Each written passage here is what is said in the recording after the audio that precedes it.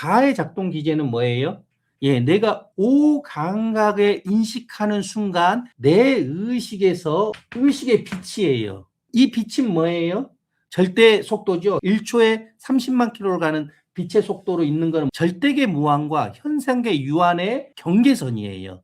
이 현상계 안에서는 시공간 안에서는 30만 킬로미터 이상의 속도를 못 내는 게 절대 속도라고 하는 거거든요. 빛의 속도예요. 근데 그 빛의 속도 이상으로 간다는 건 무한으로 가는 거예요. 절대계로 가는 거고, 이 시공간의 현상계 유한에 있는 거는 30만 킬로미터 퍼 세컨 안에 있는 거예요. 그러니까 이 빛도, 우리의 의식의 빛도 30만 킬로미터 퍼 세컨의 빛으로 일어나요. 지금 현재 여러분들이 인식하고 있는 게. 그러니까 여러분들이 인식될까요? 안 될까요? 보통은 자아로는 다른 것에 의존해서 있기 때문에 이 빛을 인식할 수가 없어요.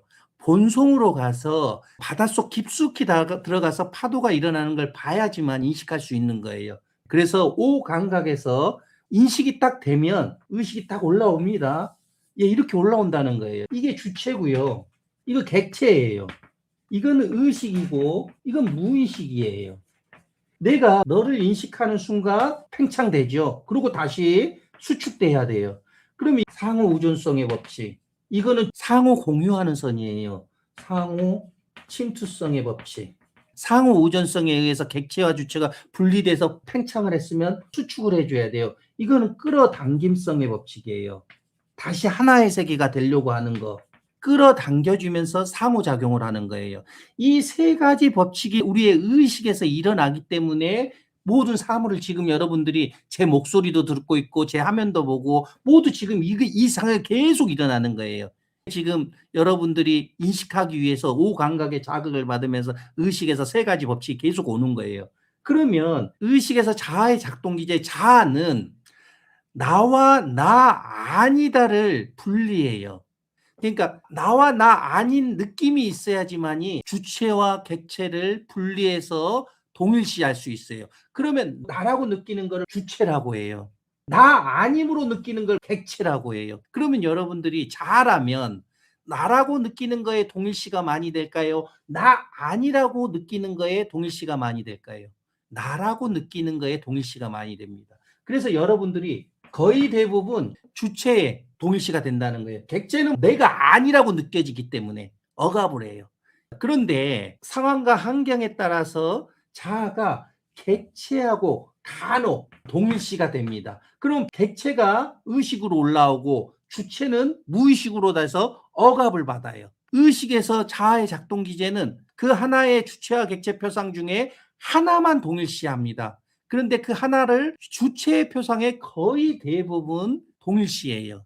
그리고 상황과 환경에 따라서 간혹 객체를 동일시해요. 그러면 반대쪽 세계는 억압을 하게 됩니다.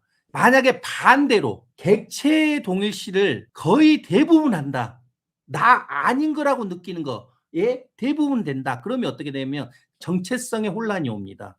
대표적인 게 성정체성이에요. 남성인데 내가 여성처럼 느끼는 거. 성적 지향의 정체성. 이런 것들. 전체가 다 그런 게 아니라 어떤 특정 부분에 객체를 거의 대부분 동일시하고 있으면 그 사람은 정체성의 혼란을 일으킨다는 거예요.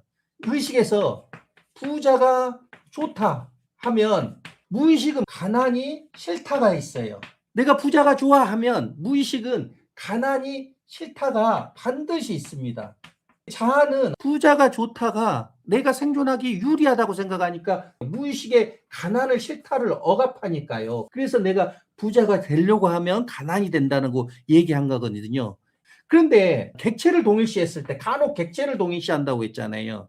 그러면 부자를 끌어당기는 거 아니냐 이 얘기였어요. 이거를 1차 대극이라고 합니다. 부자가 좋다라는 걸 주체를 내가 동일시하면 가난이 싫다를 억압합니다. 억압. 그런데 가난을 억압한다는 건 뭐예요? 내가 정말로 가난이 싫다. 그러면 가난이 싫다는 걸 억압할 필요가 있어요? 없어요? 없습니다. 싫으니까요. 그냥 놔둬버리면 되잖아요. 예, 쓰레기 싫은 거 받아와가지고 이거 어떻게 처리할까 이렇게 하는 건 어리석잖아요. 쓰레기 안 좋은 거면 그냥 놔둬버리면 되잖아요. 그러면 아무 할 일이 없잖아요. 그런 것처럼 가난이 정말로 싫으면 내가 억압할 필요가 없어요. 그런데 내가 가난이 싫다고 억압해요. 이건 뭐예요? 쓰레기 싫다고 하는데 안 좋은 쓰레기 내가 가져온 거는 좋아서 가져온 거죠. 가난이 싫다는 것도 내가 억압한다는 거 가난이 좋다가 되는 거예요. 실제로 억압이 일어나면 이렇게 가난이 좋다로 돼 버려요. 그래서 부자가 좋다고 하면 이렇게 온단 말이에요. 그래서 부자를 되려고 하면 할수록 가난해져요. 자, 그러면 가난이 싫다를 동일시하면 부자를 좋다는 억압을 해요. 그러면 여러분 한번 생각해 보세요. 내가 부자가 좋으면 그만 놔두면 돼. 내가 부자 좋으니까 하면 된다고. 그런데 부자가 좋다는 걸 내가 가져와 가지고 억압한다는 거는 부자가 싫다는 거가 돼 버려요. 이 부자가 싫다는 거는 다른 말로 가난이 좋다가 됩니다. 반대로 하면 가난이 좋다가 돼요. 그러면 가난이 싫어했으면 부자가 싫다가 돼요. 억압하기 때문에. 그러면 부자가 싫다는 가난이 좋다가 돼요. 그러면 더 가난이 좋다가 돼요.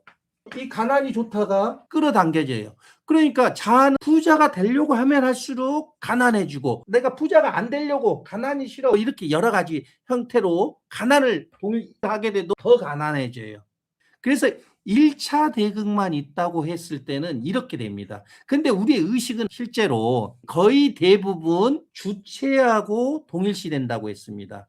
그래서 내가 객체를 여기에서 동일시한다고 딱 가난이 싫다를 동일시한다고 할 때 뭐가 생기냐면 바로 더 가난이 싫다가 2차 대극이 생겨버려요.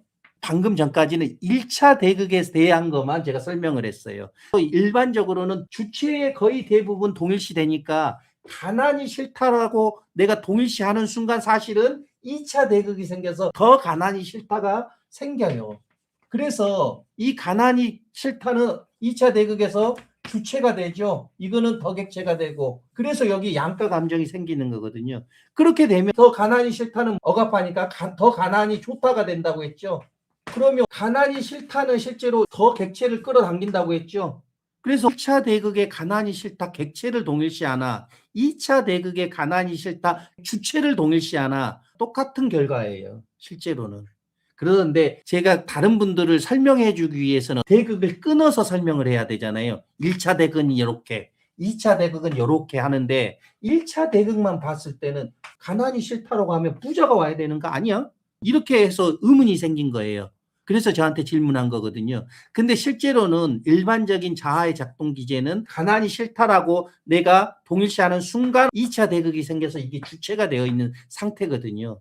그리고 1차 대극에서 있을 때도 사실 상황과 환경에 있어서 동일시된다고 했죠. 간혹. 그렇게 됐을 때도 더 가난이 좋다가 끌어당겨져서 가난해지게 돼요. 예, 이게 자아의 작동 기제예요. 결론은 자아는 해도 정반대의 결과, 안 해도 정반대의 결과. 그걸 인이라고 해요. 그래서 어떤 일을 해도 항상 괴로움과 문제를 만들어내요. 해결이 되지가 않아요. 그 해결된 거는 임시 방편적으로 지금 당장에 있는 거 해결된 거지 길게 보면 반드시 그걸 인연과보를 받는다고 하죠. 인과응보를 받는다고 하죠. 자신이 한 거는 반드시 받습니다. 어떤 일을 해도 그 결과가 와요. 그거를 나중에 알게 됩니다. 그런 날이 옵니다.